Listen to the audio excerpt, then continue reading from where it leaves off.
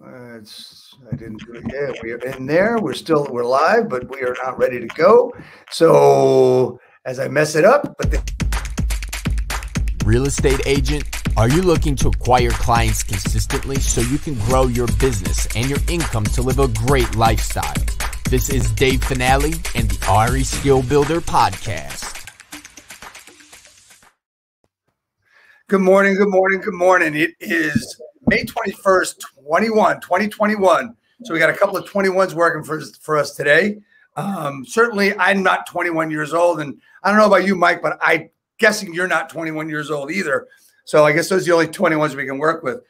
I am so honored to have the Michael Reese on with me. Man's been around a couple of days in real estate. One of the co-founders of the National Association of Expert Advisors, which was one of the top 5 real estate coaching companies in the country, and just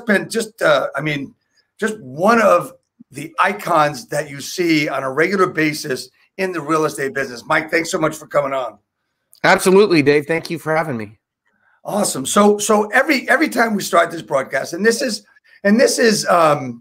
episode 154, and it is the 151st week we've done it.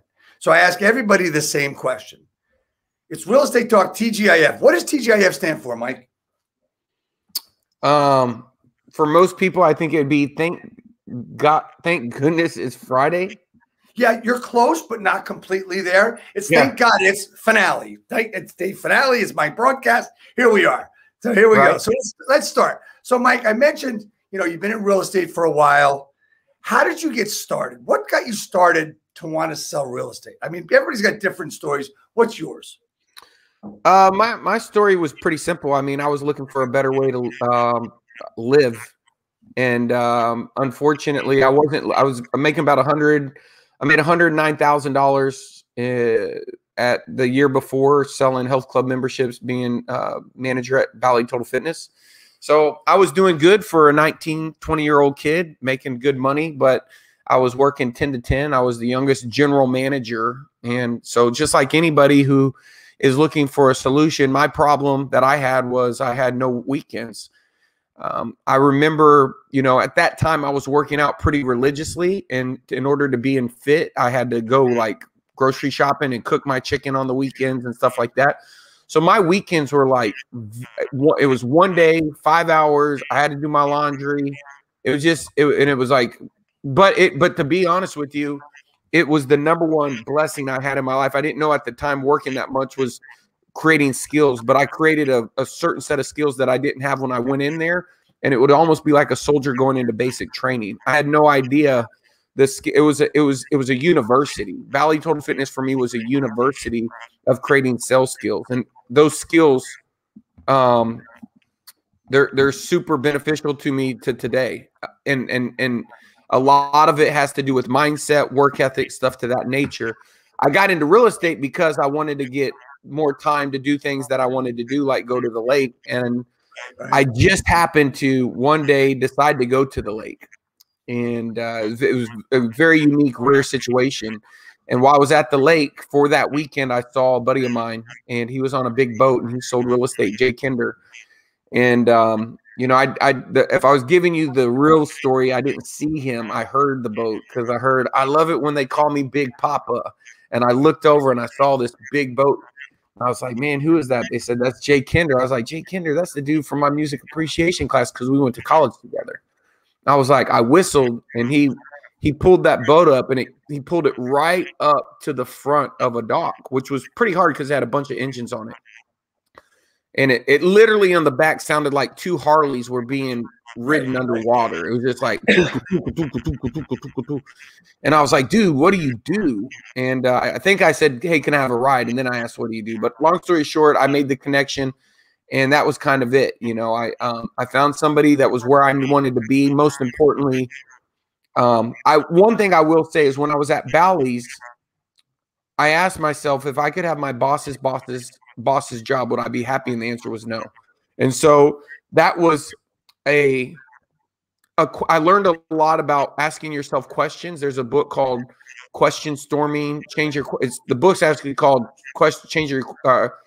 Change your questions, change your life. And there's an exercise called question storming, which you just lay out a bunch of different questions. And one of the questions I've always asked were kind of future pacing. And with Jay's situation, I was like, if I could be where Jay is right now, would I be happy? And the answer was hell yeah.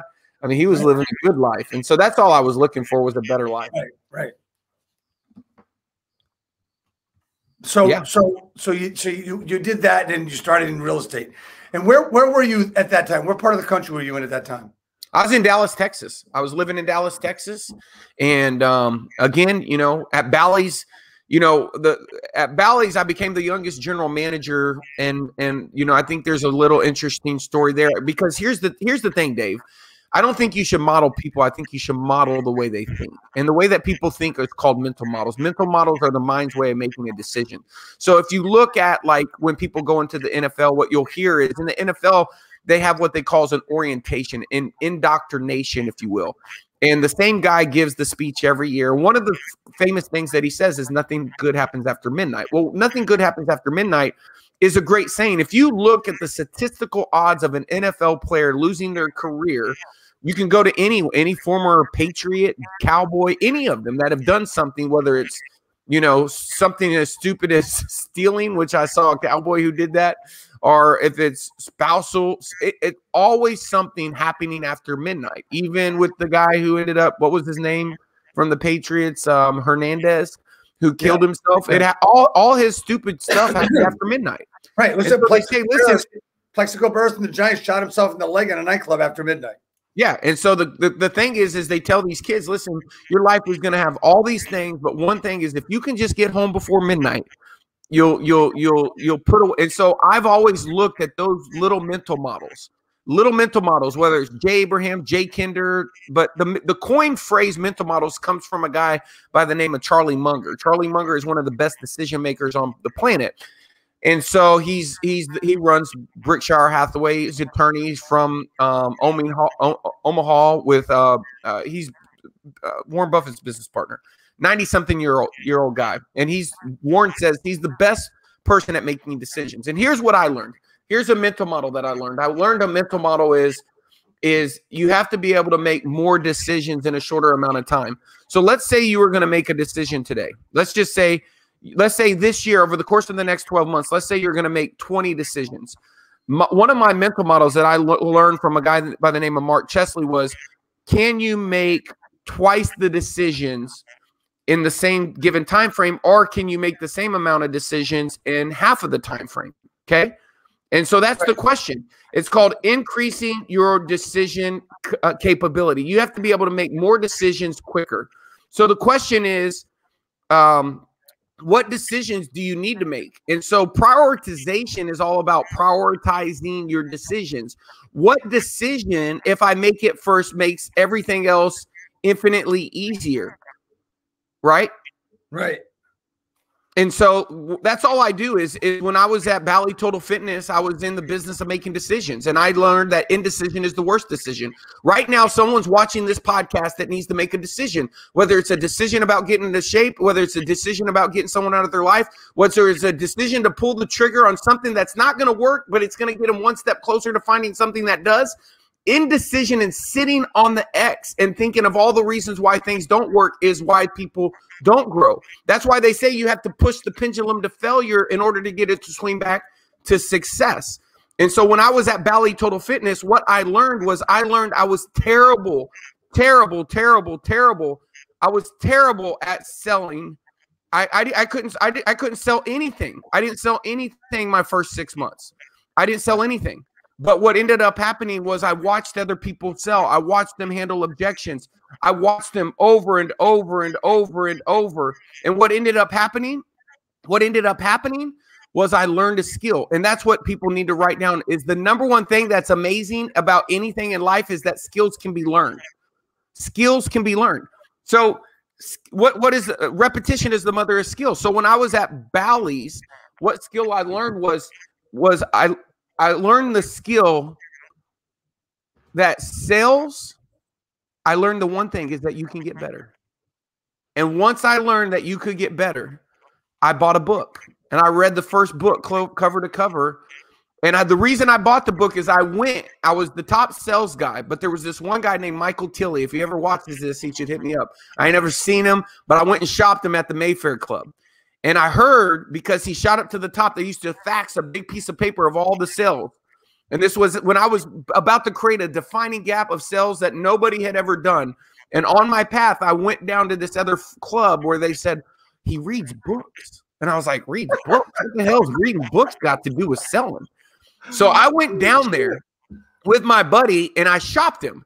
And they tried to give me to another person, and I kind of wiggled my way to get him to be my salesperson. It was on a weekend. And he had these books on his desk, and I wrote the names down. And I went straight to Barnes & Noble and bought the books. And I read, he had Think and Grow Rich. I had no idea what I was doing. And he had How to Win Friends and Influence People. Now, my dad had given me one of the books, so I had recognized it because I recognized the cover. So I was like, well, maybe there's something to reading these damn books. And so it was when I started reading those books that it was like, once a mind, I'm not making it up. I mean, everything changed from that.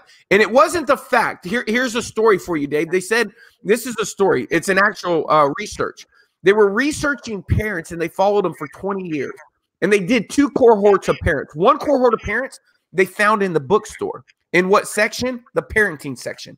The other cohort of parents had kids just like the same, but they found them out in the mall. This is back when they had Walden books in the mall. Yep, I remember. And they followed those 2 sets of parents over time. They gave both sets of parents the same parenting books, but one set of the parents was in the bookstore seeking a solution. The other one was given the same information, but wasn't seeking it. And that's why the very act of seeking, what they determined was, after looking at the course of these parents, and they graded it, all the information was, the kids, was the kid a problem child? What grades did they get? What did they complete? How well the kid excelled. And the kids excelled considerably more, which were the ones that's parents. When they had problems, they went to the library or the bookstore to find solutions, because that was what they were going to do for the next 20 years. The parents that had access to the same information, they could have all the books on the shelf, but do nothing with it. And that's the part of success, is I believe that most people don't realize, is getting to where you want to get to in life is asking yourself, who do I have to become? Who do I? Jim Rohn says, if you don't have everything you want, you haven't learned something yet. And so I learned through Bally's, not through school, but through Bally's, is that when there was something for me, which was working and getting paid, when there was something that I wanted, if I could seek out the information, the books, and study, that most people would not outlearn me. And when I learned that I could outlearn my competition, that became my competitive advantage. All right. So you have people that buy books and they say they just don't have time to get to the book. They're busy doing deals. They're busy doing this. They're busy with everything else.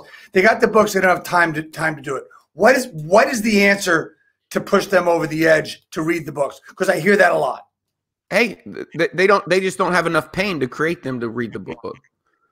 When they don't have enough, the part of the challenge is that the real question, my mom asked me, my mom's here. My mom's a retired command sergeant major, one of the highest ranked unlisted women in the military. I took her to dinner last night, and we were talking about some of the struggles that I went through to be successful. And she told me, I didn't tell her. She said, well, Michael, you've always been that way. And why is it?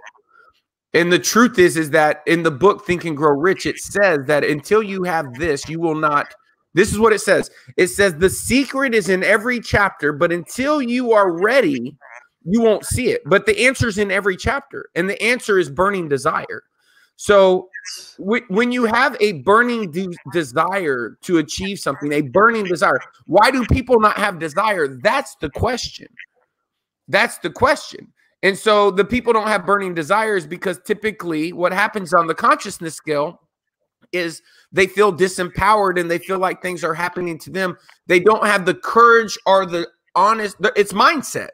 That's why it's mindset, because all of your behavior, thoughts or things, all of your behavior, everything you do or fail to do starts with a thought.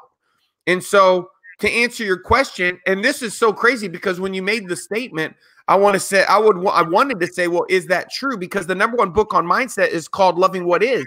And you said, well, a lot of people say this, and I don't know a lot of people that say that. Is that true? Is what you should want to do. Everything you should do in life is ask yourself, am I wrong? And is that true? Because the one thing that you have to win is you have to win the inner game, because everybody is going to fail. But it's going to be the response to failure that determines whether they end up being successful. I failed. I've had struggling times. I just didn't stay there. A lot of people have the same. I mean, a lot of people. I mean, I could go through things that would, and I'm not making it up. I mean, I'm telling you that you asked me about a gentleman. I won't bring up his name, but you asked, when I met him, he's considered successful. When I met him, he was sleeping on my couch and hadn't never sold a house and had been in the business a year and was getting it out.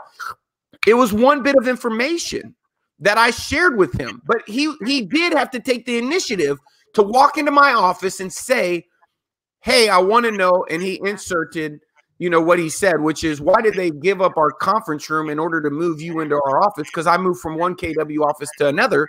And when I did, they didn't have enough room for my team. So they literally took apart the conference room and gave it to me as an office. And he came in and asked, I had to meet the guy that they gave our conference room away to for an office.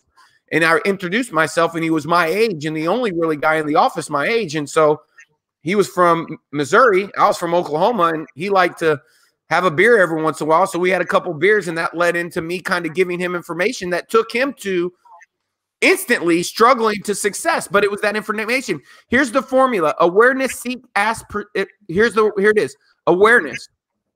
If you're unconsciously incompetent, if you don't know what you don't know, you can't change anything. So if you're not aware, and a lot of awareness doesn't happen because most people don't have awareness because they're trying to confirm where they're right, not find out where they're wrong. So you can't, if you're trying to just look for the info, you're going to find whatever you look for. If you're trying to look for a house with foundation problems, you're going to walk in and look for the cracks. You're going to find something. You're going to find a reason. So it's awareness, then seek, ask, receive, take action, persistent accountability. That hung on the wall at NAEA. The day I learned that formula, I called Jay and talked him into driving to my house. I couldn't poke holes in it. It was irrefutable. And that's when I learned about principle-based thinking. It's an Elon Musk and a Ray Dalio, which is the #1 hedge fund manager in the world, wrote the book Principles. Those are all physics. It's distill things down to their simple, most fundamental principle and the reason up from there. So the question is, going back to your original question, is why won't they read the books? It's because of their mindset. Because what you just said is what they believe. And so why do they believe things that are not true? I don't know. I know what you have to do is Dr. David Hawkins' Power versus Forces. At some point, you have to believe. See, beliefs are diminishing. Effort is the energy it takes to overcome resistance. Every single day, it's the law of thermodynamics that says nothing stays still. It's a law. It's a universal law. Nothing stays still. It either moves or it goes up or goes down. It doesn't stay still. You put a Corvette in a field, it's going to deteriorate. If you put it in a shop, it's going to become worth more. Two same Corvettes, one in a field, one in a shop. Exact same. One's going to be worth less than the other one. That's the law of thermodynamics. One is going to the rubber is going to get worse. You can do little things, start the engine, change the oil. One's going to be significantly worth more.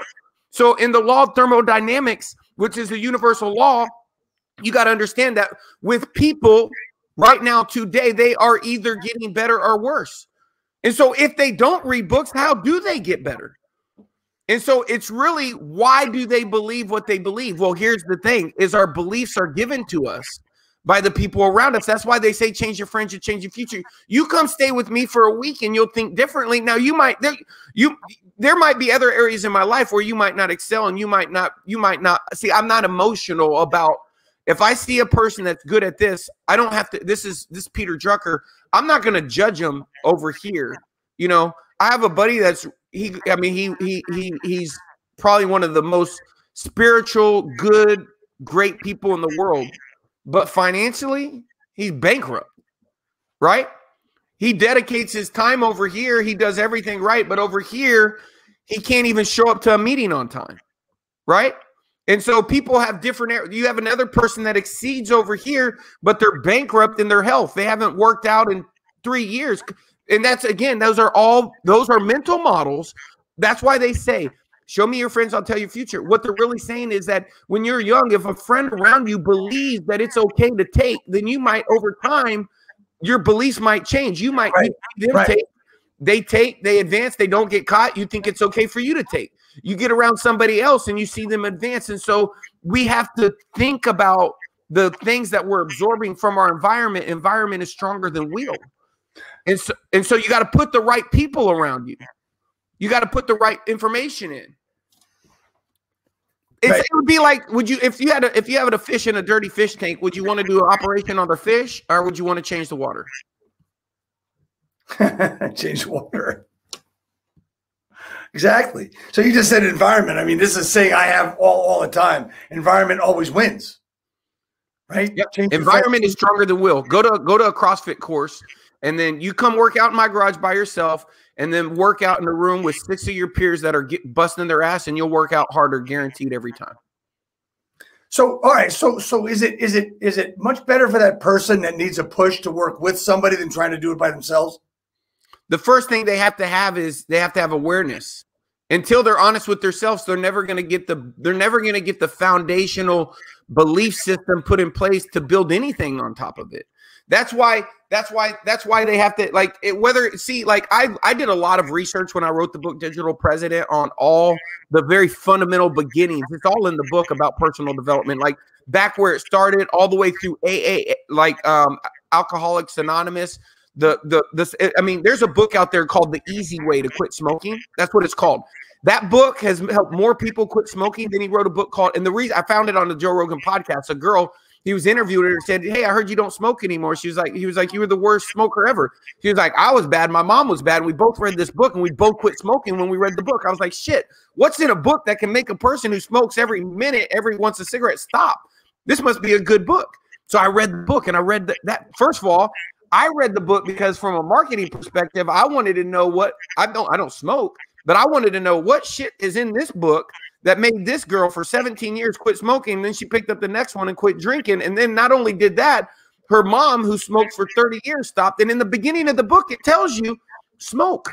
For the whole book, we want you to smoke. We want you to light a cigarette every time you open up the book. But here's what happens. The book does one thing. That's all it does. It gives you awareness. It gives you awareness. And it gives you truth. And it does it through principles, metaphors, and stories.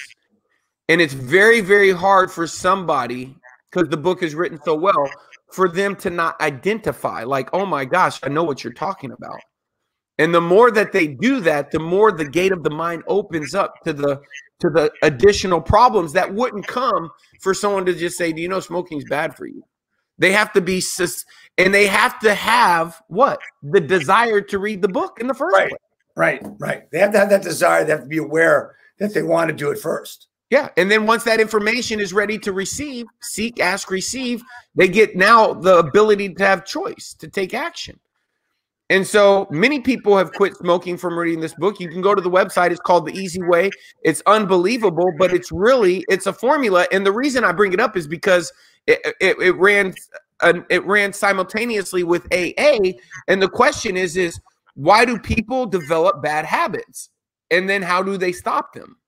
And the first thing is in AA is you have to admit that you have a bad habit. That's self-awareness.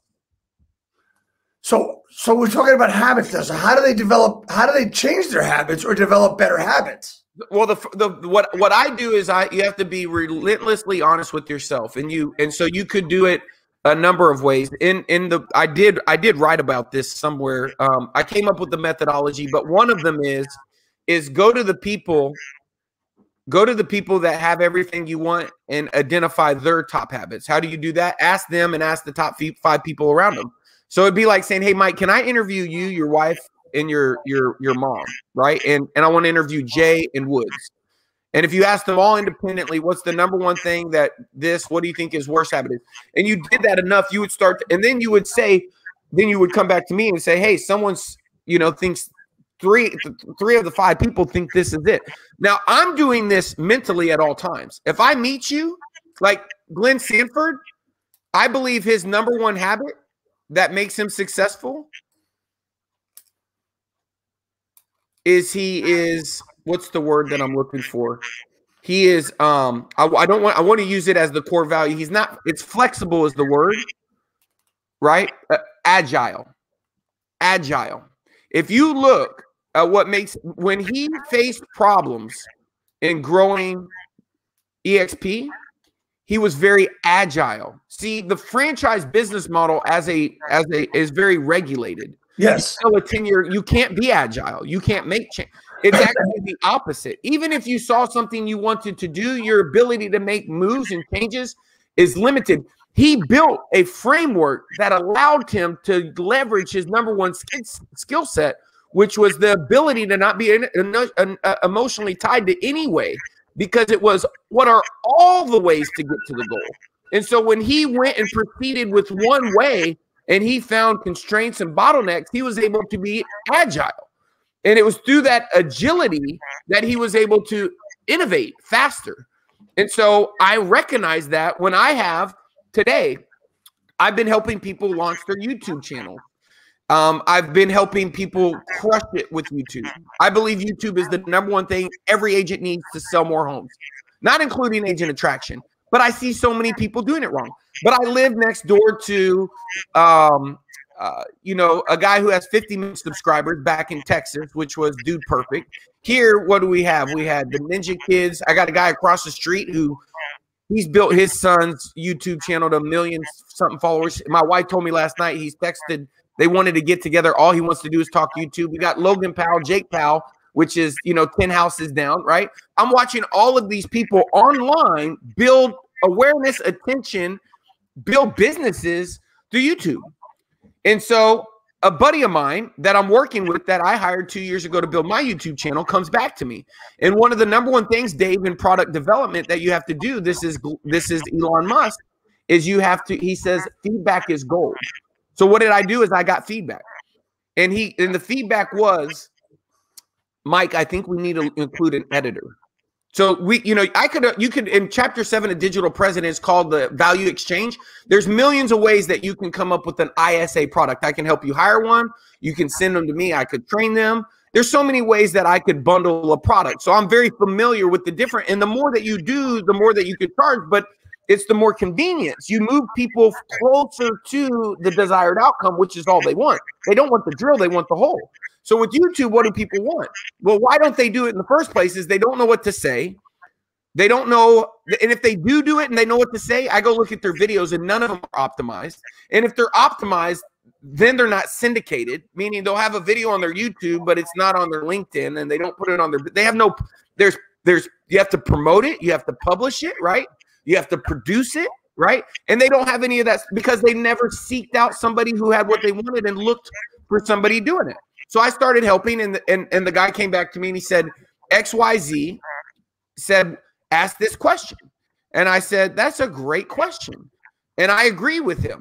We should try to figure out a way to solve that problem to help people who want to, this guy wants to sell homes on YouTube, and help him do it faster. And so that's called seek, ask, receive. For me, I was asking, is there a better way than we're currently doing it? I was completely being agile. I was flexible. I could have, old Michael Reese 10 years ago, not having any awareness, just taking a stance for the act of taking a stance because I did that my whole life. Maybe I'm emotional. Here's where I learned it. I learned it from building software. They say the first line of code written in software, all the engineers are emotionally tied to it. Like, it's hard to get them to change anything once the first line of code's written. Really? Right? Yeah, there's just a lot of them. It's hard to work with a software engineer and build a software when the guy's married to the product like it's, his baby, like literally. Right. They're not agile. But when you have an agile development process where if you want to build good software, you have to listen to the customer, understand the outcome, and then create. It's an agile product development. And that's where I learned it. That's why I recognized it in building EXP was a product development process of nailing the value proposition and the exchange and the offer. In 2013, they added stock. They added rev share. All of that stuff was added. They added rev share as a result of, from the way the story was told to me, Glenn was offered another job to be a CTO of another virtual company. He went to a conference seeking. It was a dream type conference. I don't remember the details, but I interviewed Brian Colhane, who was the first president at EXP, and he told me the story. And he came back from that conference and said, I got the solution. But he went seeking and he was agile. If he would have went and said, well, Mike, I don't want to read books. No, he was becoming the person that he had to become, right? And so that's what it is, and he was already super conscious. I mean, he had already went everything that I'm saying right now. He's kind of studied on his own in his own vein, and he has a high level of consciousness. So I think it's our ego. The book Ego is the Enemy. It's removing and shedding that ego. You know how many egos have kept people from coming to EXP? And as a result, their ego is going to be one of the. It's been an expensive.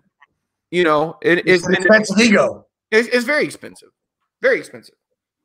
That's great stuff. You're talking about building habits. You're talking about, is there a better way? So, all right. So the negativity and fear are getting people's way more than anything else, right?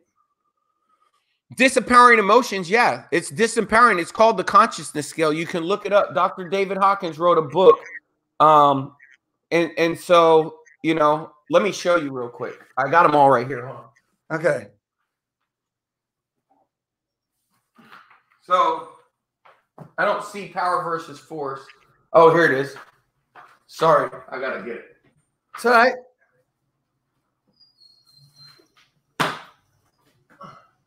And we'll come up with this one, which is, so we got Charlie Munger. This is a great book. Seeking Wisdom. This is a great book written by one of the best decision makers in the world. Dr. David Hawkins, Power versus Force. The Power of I, which is it's basically, consciousness is all about getting to reality and getting out of, I think we're so wired for self-gain. What you asked me was, you were asking me if I was trying to, I don't need anything from anybody, right? I don't want anything from anybody. I want to help people. That's what I genuinely want to do. And I want to do it in a way that's meaningful for me. I like marketing. That's what I like. I've always liked it. And the reason I like marketing is because I have to learn to think like the consumer. And so I have to understand how they think in order to come up with solutions to their problem to get their attention. And I like people. And so this book, Power versus Force, in this book, there's what they call the consciousness scale. And you can Google it, but it's unbelievable. But the consciousness scale basically says that you have there's different scales, but there's some of our emotions are negative. What I mean by negative is they're disempowering emotions. Right. And so that's a disempowering emotion is when we feel like things are happening to us. When something's happening to you, Dave, that means you're saying that you can't do anything about it unconsciously. Right. Exactly. And so those are disempowering emotions.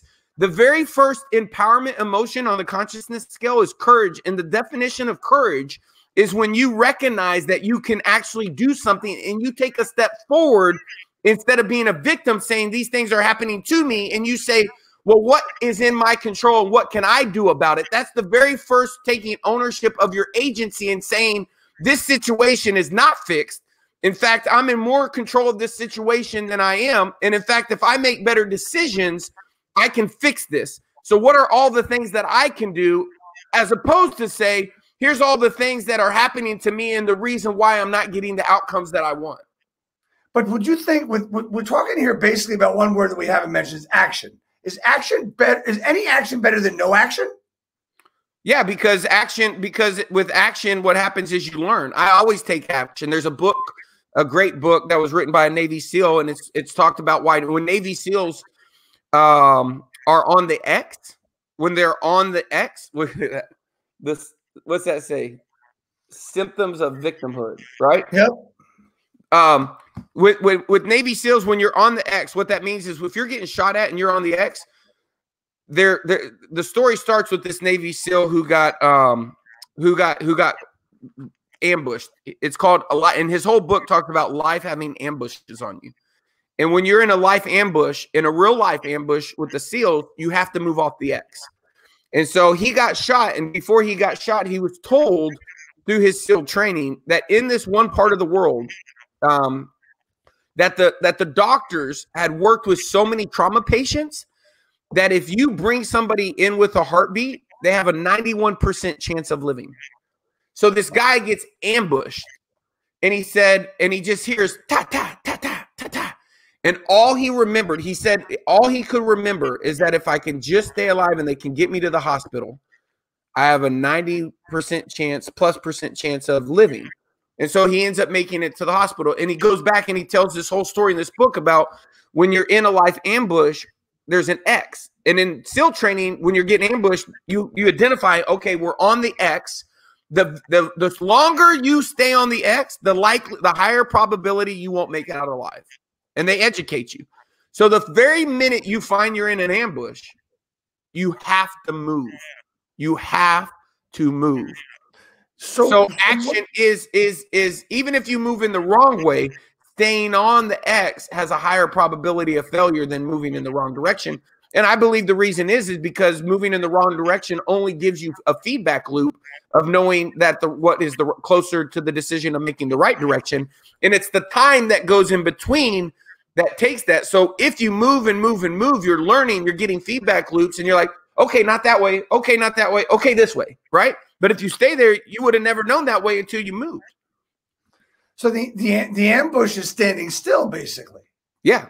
Ambush is when something's happening in your life based upon the current circumstances right now. All of these things are, so maybe the move is, man, I need to get rid of that person. Maybe a guy's dating a girl, girl's dating a guy, and all these things, and they don't know where to move, but maybe they're like, I've been thinking that this person, ever since they came into my life, maybe it's moving brokerages, you know, maybe it's moving brokerages. Maybe it's getting off of a team. Maybe it's starting a team. Maybe it's hiring an ISA. It's doing something, but seek, act, awareness, seek, ask, receive, take action is actually persistent accountability. I have the poster, and action is the third from the top. So it's seek, ask. Go ahead. Awareness, seek, ask, receive, take action, persistent accountability. This is. I mean, I think I should have had an over under on how many books you would mention today. I think we're at about 8 or 9 right now, which is really cool. So this all started with where you started and how you got there, and just as you know, the story you told about that other person is exactly what he told me. So you know, he really good guy. But anyway, so all right, so you've gone through all this. You met Jay, and then you decide to go from real estate, from doing actually real estate and continuing to build a great coaching company. And you said in a recent broadcast I was on with you that you did it on nights and weekends because that's what you wanted to do. You still had to build your business. What was the impetus for the coaching company? Was it helping people? What made you guys want to do that? Man, I wanted a different, I wanted residual income. Okay. I wanted residual income. I would sell a house, and on the first I'd start over. And I would rather, I'm being honest. I didn't mind whether I helped the home seller or sell or buy a home. But the question that I asked myself, and this is the honest to God truth, I asked myself, who could I create the most value for? And I felt like a real estate agent who wanted to sell more houses, I could help. There was more of those people out there that I could help them help a lot. Like, I could only sell so many houses, but if I helped 100 real estate agents sell 100 houses, I would by the byproduct is I would have then helped that many more home sellers. And my philosophy was, add as much value as you can to one person's life and do it to as many people as possible. There's no such thing as money. There's only money is the score of how much value you created. And so me just doing transactional real estate was not maximizing the value that I could make.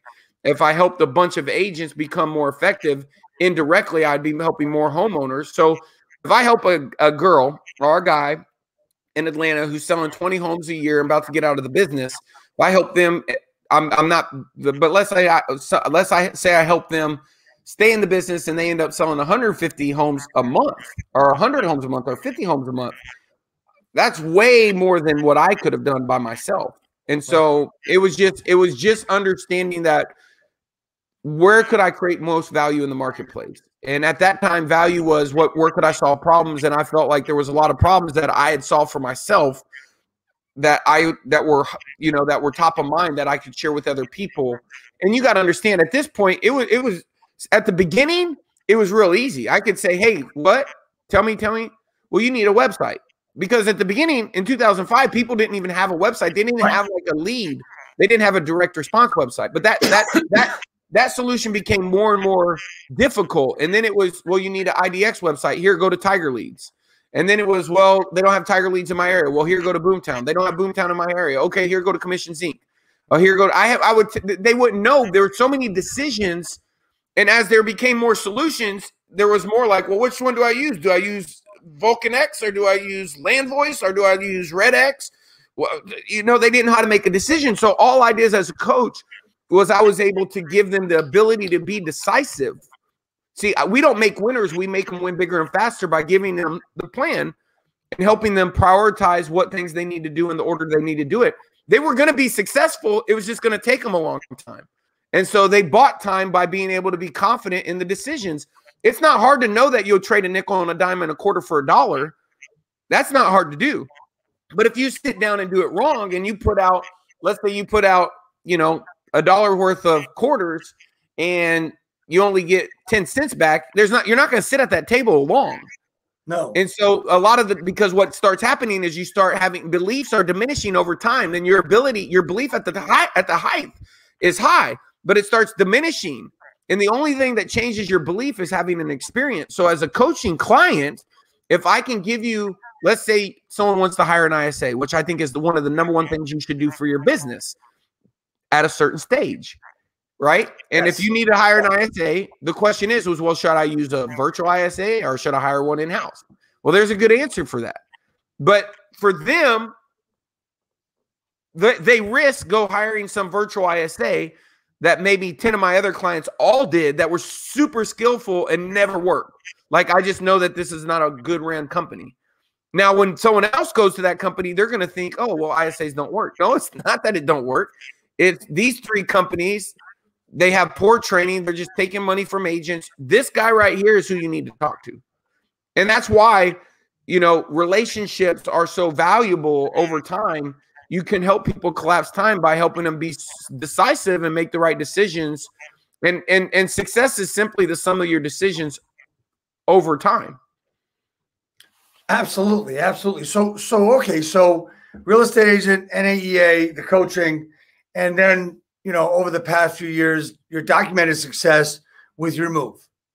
Talk to me about what was it the same change? Was it the same reason for the change from one to the other for a better type of residual income, or what was it that brought you to finally see, or not to finally see, but to see that change was going to be great for you? What do you mean? The change to EXP. Well, so that's a whole nother story. We changed to coaching, but then with coaching, there was a problem. I'll give you an example. I was talking to Jay, and Jay went to a conference. And he would never tell you this, but I'm going to tell you. And this just happened this week. And he flew to Arizona and he went to a conference. And a certain person that we know really well who worked for us got on stage, and he recently came to EXP. There was 3 of them. And when he went on stage, he went and told his story. But the true story that me and Jay know, Jay was like, what? The only thing that bothered me was that the person told the story this way, and we know that this is the way that it went, right? And so the truth is this person called, which other people have called that have relationships, and they asked real questions about what they were trying to do. Now, there's a lot of conversations that have happened. This person painted a false narrative in the marketplace, which Jay would never call them out. Jay would never do anything. But he told me, and he's never said this to me before in 20 years of partnership, he said, man, it kind of sucked because I was giving to them so much and they didn't even say thank you. He had nothing to gain, right? Right. There was nothing to gain. Jay will give you 100% of his time, but sometimes in life you do it for contribution. Right. And sometimes once you get there, a thank you is worth more than any amount of money. 100% agree. 100% agree. Yeah. I've been there. Yeah. And so in the coaching business, those thank yous, when you take a person from 10 deals or 20, this gentleman now has a huge coaching company, but came to us at 20 deals. We have 50 testimonial videos, put him on stage, went to mastermind, all this stuff. And he created a great business. But out of respect, there wasn't a thank you, right? And your question was why did we go to EXP? It's because we felt like in the coaching business, as people became more successful, a lot of the times they had no option but to leave. I mean, when you help somebody grow their business listen, they do it themselves. First of all, they take the action, they do it themselves. Just like me, we all own our own success. But there are people, everything I've done has not been new. Somebody pointed me in a direction and I can, give credit where credit's due. I've learned something from a lot of people. It's the sum of those people over time. But at the end of the day, being in the coaching business, we have to decide, man, when this relationship ends after 18 months and we got them to 140 deals, back when they didn't even know how they're going to pay their mortgage, and they're like, I'm ready to go. That felt like a bad breakup. It did not feel good, and we hated it. It just lets you, because this person became your friend. You cared for them, and so that I personally got tired of making friends with people for them to only have to stop being clients because for them it didn't make sense anymore. And what I really liked about EXP was, man, we can build them, we can help them, and no matter how big they get, they never have to pay us a dime, but we still get compensated. There's never a breakup. In fact, I want them to be the biggest in the world. And they never have to call one day and say, hey, listen, I'm going to have to pause my coaching because da-da-da-da. So it was a different business model that tied us to the transaction without us being looked as an expense. So that residual that we were looking for, which was only to solve the problem and not starting from zero every month, was changed by helping align. It's Charlie Munger. It was behavioral compensation alignment. It aligned our behavior and our compensation to want to help them and for them to never feel like they had to, that we were an expense. Right. So I kind of look at what you just said as my tenure as a broker owner, where you take a lot of people in, you get people really well, and then all of a sudden it's like, you know what, this guy's going to give me $5 more. Yeah, and it's like, so that was one of the reasons that I got out of that business, because it was bullshit. You could watch your money walk out the door, and you can lose friends where you thought you had friends. It's like, sorry, Dave, see you later. Over a bad model that doesn't pay the person contributing the real value in which they contributed, because the person who received all the value was the person who is it's just a better business model. I'd much rather work with someone and then feel like they never are paying me anything, so they never have to fire me, but they can come to me for everything. And the bigger that they get, the more we both make. I love that model. I never have to ask them for nothing. They never have to feel bad for asking me. I want to see them get as big as they possibly can. And in that thing, I personally like that model. And that, if you go look on, this isn't the first time I'm saying this. I mean, we said this, we tried to do partner in 2016, where we just didn't want to coach anymore. We wanted to partner with agents for this very same reason. EXP just had a platform that I felt like it made sense for anybody who was a real estate coach. It would make sense for them to build their business on the EXP model, because I knew it's the whole saying, be careful what you ask for. When you get to the top of that ladder, you might learn it's up against the wrong wall. And that's what happens. Your buyer agents end up wanting to be your competitors in your marketplace and want to grow their own team, which in the old model is frowned upon. In this model, it's the ascension. It's the promotion. You want every buyer agent on your team to go out and build the biggest team and be the best, because that's your exit. Is if you provide enough value to that agent that takes them through their career along their journey and helps them get to that pinnacle of success, you're going to be compensated small, but over time, the numbers are going to work. So you make that transition, right? So where you don't have to have that breakup anymore. What fears were involved? What was going through your mind when you were making the transition? You say, okay, let's partner with people. You had the idea to do that, and then EXP gave you the vehicle to do it. Were there fears? Were there trepidations about doing that because of money, because of opportunity? What went through your mind at that point? No, that's been my number one skill set, man, dude. I watched the movie Heat, and it says you got to be able to walk away from anything 30 seconds or less. And I've walked away from $1 million businesses that we built. It's Jay Abraham says, do you need to dig a hole? Should you dig a hole? Should you use a shovel or a spoon? Should you dig it over here, over there? And most importantly, why are we digging the hole? And when are we going to stop digging? I'm not going to dig a hole in the wrong spot just because I started digging. I will stop if it's not moving me closer to my goal, because I understand the law of thermodynamics that says I can just keep going in the wrong direction. So I'm agile in my belief system, and I'm always looking for a better way. And so I don't operate from fear. I don't operate from fear at all. I'm not saying that I hadn't done so in the past, but when I wake up, I don't focus on where I'm losing. I focus on where I'm winning. I don't play defense. I play offense. You ain't going to win the game unless you score. So I don't focus on the things that I'm not good at. I focus on the things that I am good at. And that's just that's a mindset. It's a mindset. And so a lot of people wake up and the first thing they think about is the thing that's going wrong in their life. That's why they should do affirmations. That's why they should read Miracle Morning for Real Estate Agents, because it's trying to get those people dialed in with the right mindset to win the day. You wake up and you think of that one thing and you're like, oh, that's still in my life. When that's not what you should think of. You should think of the 5 things you want to. If money can solve your problems, you don't have real problems, right? Find out that your spouse has dementia, and find out that your kid, something happened to one of your kids, and you'll be brought back to reality that says all this is small stuff and don't sweat the small stuff, right? To be honest with you. And so for me, no, I didn't operate from fear. I just operated from one thing. Is this moving me to the goal or not? When I realized that coaching was not moving me closer to the goal, I told Jay, what happened was, I'll tell you the truth, is a coach that coached for me, 2 of them that are in my upline. So my upline, Cliff Freeman, was a coach for me. He came to EXP first. He coached for me for 10 years. Al Stasic coached for me. He's in my upline at EXP. So, and God bless them for, having the ability to bring me over, because it was one of the best business decisions I've ever made.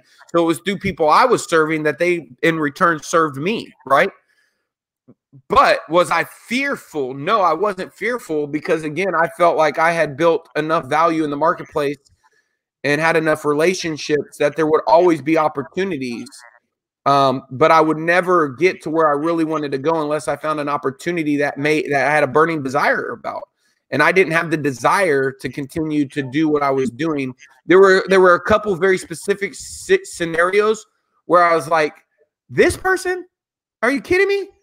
I flew to their office like for free, like 4 times. They're like one of my best friends, and they're really, I'm like, oh my God, I don't want to do this no more. If this is how the story ends, I'm done, right?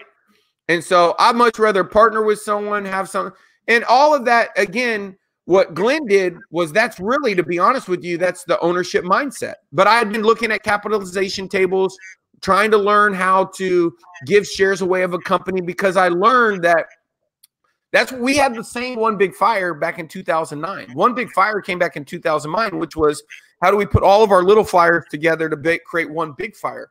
And that was, EXP just became the platform that allowed us to do that. And so once we found EXP, some of the people that were part of our network had already come over. The year Brent Gove came to EXP, he had spoke at EGS. So had Cliff. so had Al. Those are my upline. You go Brent Gove, Cliff, Al, and Brent Gove's sponsor. You know, she got turned on to how she got turned on to EXP from the way she told me, Sheila Farashon, was she was reading Miracle Morning for Real Estate Agents and went to a conference for a guy that had worked with me, sold on the road for me, right? And I helped get into the conference business. And so all of the value that was created pulled back into EXP from Sheila, from Gove, from Cliff, from Al to Jay. And so I think at the end of the day, you know, it's if I wouldn't have been putting the value out in the marketplace, you know, if I wouldn't have invited Brent Gove and Haas and Al to all speak at a conference, maybe they wouldn't have known each other. They certainly wouldn't have known Cliff Freeman, who worked in my office at a KW randomly. But that's not what we were doing. We were on a mission, and EXP showed itself as being the best place for us to pursue that mission. And we had the conscious awareness and the level of appreciation and had been through the pain to know what we saw that they had built was truly valuable, and that trying to open a real estate office in Washington and Portland and California there was a lot of operational things that could be distractions and frustrations that were not my desire. That if you were trying to go out and do those things on your own, why would you, when it was all perfectly built right here for anybody that had the vision to see it? So tell me, there's different business models, right?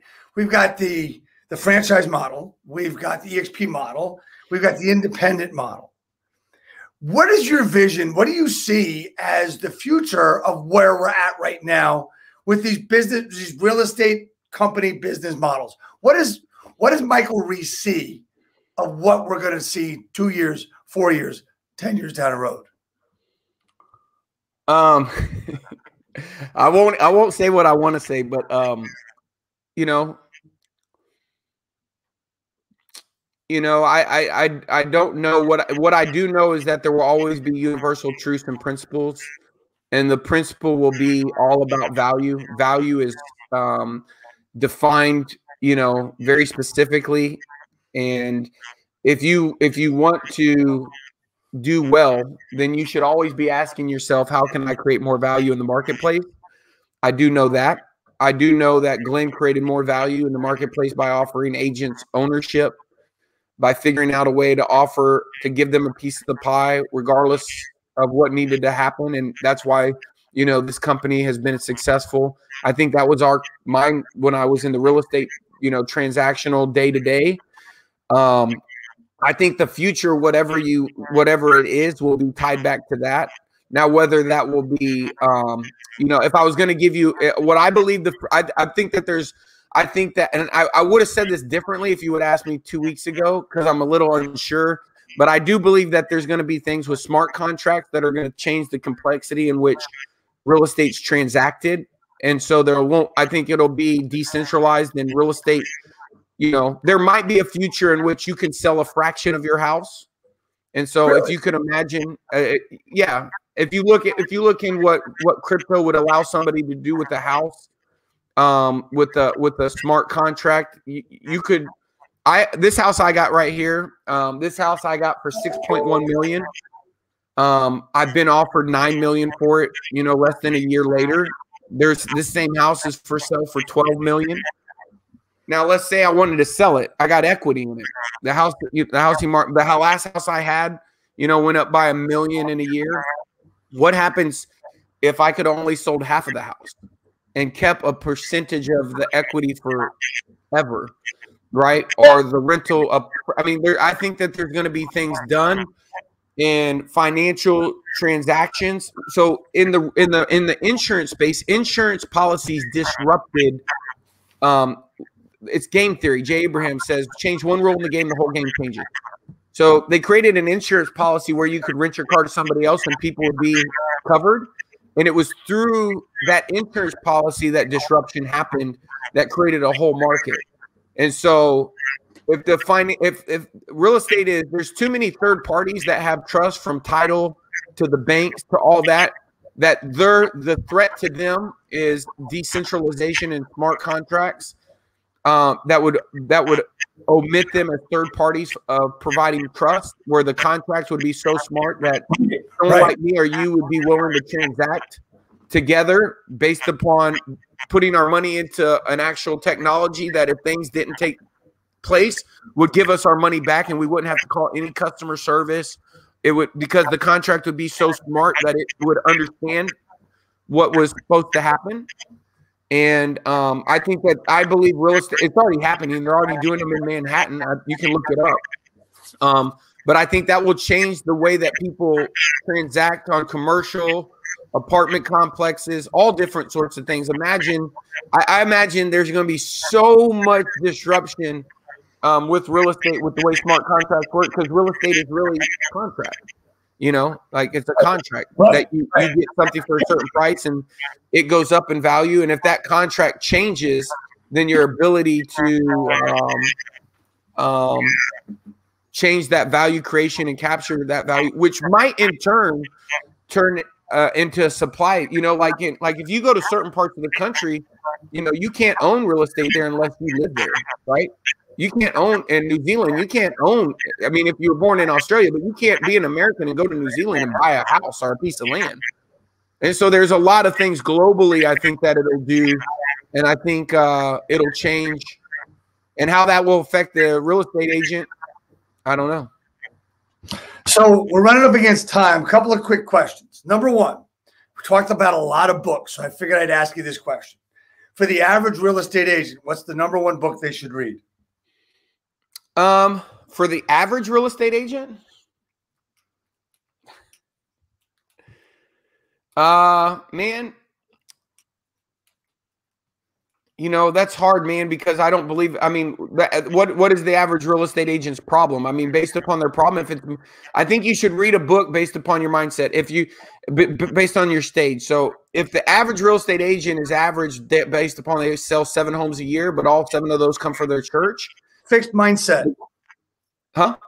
With a fixed mindset. Let's look at it that way. Yeah. I think the number one, I think the number one book that you need to read if your goal is to change your mindset is Loving What Is. I think that's one of the best books that you can read based upon mindset. I think if you're wanting to be a better marketer, I think you should read Digital President. I think if you want to hire an ISA, you should read Inside Sales Predictability. I saw Miracle Morning was ranked like 3 years in a row as the number 2. Miracle Morning for real estate agents specifically was ranked the number 2 recommended book for all real estate agents. I would probably tell Miracle Morning for real estate agents if it was the average realtor. That'd be my final answer. Okay, so 2 other things. One, what can I do to help you grow your business? I